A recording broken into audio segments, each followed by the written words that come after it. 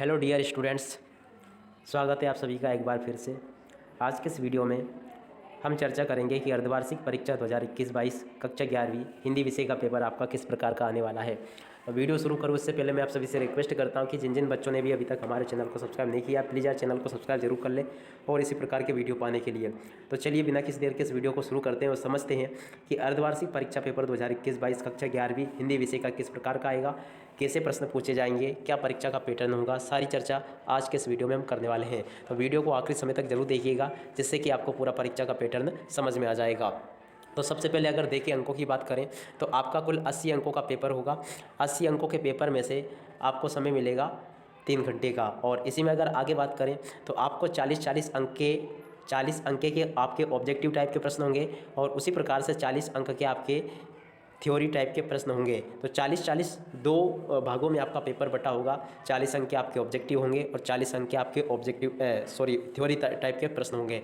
तो चलिए बिना किसी देर के समझते हैं और देखते हैं कि आपका अर्धवार्षिक परीक्षा पेपर कक्षा 11वीं हिंदी विषय का। तो सबसे पहले देखिए तो आप देख सकते हो ऐसे सही विकल्प आपको अर्धवार्षिक परीक्षाओं में देखने को मिल जाएंगे।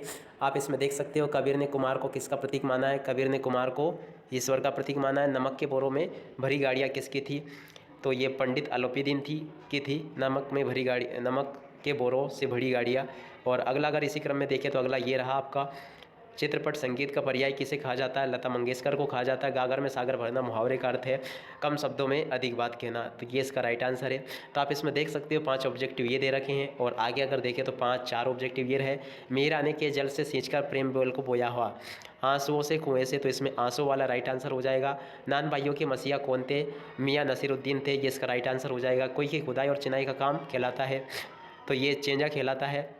अगला देखिए, धनराम पूरे दिन घोटा लगाने पर भी 13 का फाड़ा याद नहीं कर पाया था, ये इसका राइट आंसर है। आप इसको देख लीजिएगा। और आगे देखें तो ये कुछ प्रश्न और दे रखे हैं। धनराम कुशाग्र बुद्धि का बालक था, ये गलत है। धुआं रोला मिलकर कुंडनियाँ बनता, ये राइट है। मुहावरे पूर्ण वाक्य ना होकर वाक्यांश होते हैं। डायरी हमारी सबसे अच्छी मित्र होती है, ये भी राइट आंसर है। तो आप इसको देख लीजिएगा। ये सत्य सत्य थे। और इसी क्रम में अगर आगे देखें तो ये आपकी सही जोड़ी आ जाती है। आप पूरी की पूरी सही जोड़ी देख सकते हो। ये इस प्रकार की सही जोड़ी आपको प्रश्न पत्र में भी देखने को मिलेगी। तो ये पूरी सही जोड़ी है आपकी। और उसी क्रम में आगे देखें तो ये एक वाक्य एक शब्द में उत्तर है। यहाँ पर जो ऑब्जेक्टिव दिए गए हैं वो यहाँ पर कम अंक के हैं, पर आपकी परीक्षाओं में आपको 40 अंक के ऑब्जेक्टिव आपको देखने को मिलेंगे। तो आपको पूरा ये समझ लेना है किस प्रकार का प्रश्न है। और चलिए अब इसी क्रम में अर्धवार्षिक परीक्षा हिंदी विषय के लिए कुछ महत्वपूर्ण प्रश्न हम समझ लेते हैं और देख लेते हैं कि अर्धवार्षिक परीक्षाओं में कौन कौन से प्रश्न वेरी IMP जो कि आपकी परीक्षाओं में आने वाले हैं अर्धवार्षिक परीक्षाओं में। तो आप इन प्रश्नों को जरूर बहुत ही अच्छे से याद कर लें। कबीर ने अपने को दीवाना क्यों कहा है, लोग मीरा को बावरी क्यों कहते हैं, मीरा ने सेज मिले अविनाशी क्यों कहा है। तो आप सभी लोग इन प्रश्नों को जरूर बहुत अच्छे से याद कर लें। आगे देखें तो ये प्रश्न रहा, कबीर परमात्मा के विषय में क्या कहते हैं, लेखिका मियाँ नसीरुद्दीन के पास क्यों गई थी। ये वेरी IMP प्रश्न है। आप सभी लोग इन प्रश्नों को जरूर बहुत अच्छे से याद कर लें। और साथ ही साथ में अगर आपको इनके उत्तर नहीं मिल रहे हैं तो प्लीज़ आप मुझे कमेंट करके जरूर बताइएगा। एक उत्तर वाला वीडियो भी मैं अलग से बना के डाल दूंगा। आप आगे देखिए, ये राजस्थान में कोई किसे कहते हैं, शास्त्रीय तथा चित्रपट संगीत में क्या अंतर है। तो आप सभी लोग इन चीज़ों को जरूर देख लें और इनको बहुत अच्छे से याद कर लें, क्योंकि अब अर्धवार्षिक परीक्षाओं को भी आपको ज़्यादा समय नहीं बचा है। ये वेरी IMP प्रश्न है जो कि मैं आप सभी को बता रहा हूँ। आप आगे कुछ प्रश्न और भी देख सकते हो, ये दे रखे हैं जैसे कि निम्नलिखित में से निम्नलिखित वाक्यों को शुद्ध करके लिखिए। मैं आपको मिलकर प्रसन्न हुआ, तो आपको ये अशुद्ध वाक्य दे रखे हैं जिनको आपको शुद्ध करके लिखना है। ये अशुद्ध वाक्य हैं, इनको आपको शुद्ध करना है। तो आप इसको देख लीजिएगा। अब इसी क्रम में आगे देखिए तो कुछ प्रश्न ये दे रखे, आप इसमें देख और पढ़ और समझ सकते हो। तो इसमें आगे प्रश्न जो दे रखे आप देख सकते हो। इसमें पालर पानी, पाताल पानी तथा रेजा पानी के बारे में आपके क्या जानते हैं, लता जी के गायन की कौन कौन सी विशेषताएं आपको प्रभावित करती है। आगे देखें तो ये प्रश्न दे रखा है। आप लोग सभी लोग इन प्रश्नों को जरूर बहुत अच्छे से याद कर लें। और उसी क्रम में आगे देखें तो आप ये देख सकते हो, ये वेरी IMP प्रश्न है सभी के सभी। आप लोग सभी लोग इन प्रश्नों को जरूर बहुत अच्छे से देख लें। जैसे कि राजभाषा और राष्ट्रभाषा में अंतर, संधि अलंकार को उदाहरण से ही समझाइए। तो ये वेरी IMP प्रश्न है। आप सभी लोग इन प्रश्नों को जरूर बहुत अच्छे से देख लें। ये आपकी अर्धवार्षिक परीक्षाओं में बहुत ज़्यादा मदद करने वाले हैं। और उसी क्रम में आगे देखें तो आप देख सकते हो, यहाँ पर दे रखे हैं जो संधि अलंकार की परिभाषा उदाहरण सहित दीजिए, भ्रांतिमार अलंकार को उदाहरण सहित समझाइए। और ये अपठित गद्यांश है जिसको आपको हल करना है। तो आप सभी लोग इस गद्यांश को हल करके जरूर देख लें। ये जो दे रखा है पूरा का पूरा गद्यांश है, आप इसको बहुत अच्छे से देख लें और समझ लें। और आगे बात करें जीवन परिचय की, तो कबीरदास या मीराबाई का आपको जीवन परिचय याद कर लेना बहुत ही अच्छे से। और उसी क्रम में अगर देखिए तो मुंशी प्रेमचंद और शेखर जोशी का आपको जीवन परिचय याद कर लेना है। तो इनके आपको बहुत अच्छे से याद करने जीवन परिचय। ये कवि परिचय हैं और नीचे देखें तो ये लेखक परिचय हैं।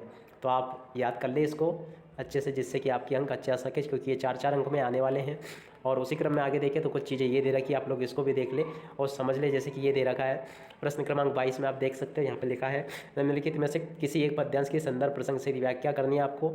और उसी क्रम में कुछ प्रश्न ये दे रखे हैं, आपको इनको भी लिखना है। आप लोग इसको देख लें और अच्छे से याद कर लें। और इसी क्रम में कुछ प्रश्न ये है, जैसे कि अपने क्षेत्र में बिजली संकट से उत्पन्न कठिनाइयों का उल्लेख करते हुए किसी प्रतिष्ठित समाचार संपादक को पत्र लिखिए। और उसी के नीचे ये निबंध लेखन है। और इसी में कोविड-19 एक वैश्विक समस्या के ऊपर भी आप निबंध प्रिपेयर जरूर कर ले, जो कि इसमें नहीं दिया गया है, उसके ऊपर भी निबंध पूछे जाने की पूरी संभावना है। और उसी के अलावा ये कुछ संक्षिप्त रूपरेखा इस टॉपिक के ऊपर आपको लिखने को पूछी जाएगी। आप लोग इनके ऊपर भी रूपरेखा तैयार कर लीजिएगा। तो ये था पूरा का पूरा अर्धवार्षिक परीक्षा हेतु एक मॉडल पेपर। जी हाँ दोस्तों, आप सभी लोग इसको ध्यान से देखें और समझ लें। ये एक प्रकार का मॉडल पेपर है, जो कि मैंने इसके ऊपर वीडियो इसलिए से बनाया है जिससे कि आपको परीक्षा का पैटर्न समझ में आ जाए और आपको ये समझ में आ जाए कि आपका पेपर किस प्रकार का आता है। मेरा इस पेपर को बनाने का उद्देश्य सिर्फ और सिर्फ इतना है, जिससे कि मैं आप सभी की मदद कर सकूं और आपको मैं परीक्षा का पैटर्न समझा सकूं। ये एक प्रकार का मॉडल पेपर है और इसमें जो बताए गए प्रश्न हैं उसमें से लगभग 60 से 70% तक प्रश्न आपकी परीक्षाओं में आने की पूरी संभावना है। तो आप लोग इसको जरूर बहुत अच्छे से याद कर लें। इसमें से आपके 70% तक प्रश्न आपकी परीक्षाओं में आने की इसमें से पूरी संभावना है। आप इन प्रश्नों को जरूर अच्छे से याद कर लें। ये एक मॉडल पेपर है जो कि मैंने आप सभी को परीक्षाओं को ध्यान में रखकर बनाया, जिससे कि आपको बहुत अच्छे से चीज़ें याद हो जाए। तो आप इन प्रश्नों को तो पढ़े ही सही, पर इसी के साथ साथ में कुछ प्रश्नों को और पढ़ लें। और इसी के साथ में मैं आप सभी को परीक्षाओं के लिए शुभकामनाएं देता हूँ और इस वीडियो से विदा लेता हूँ। नमस्कार।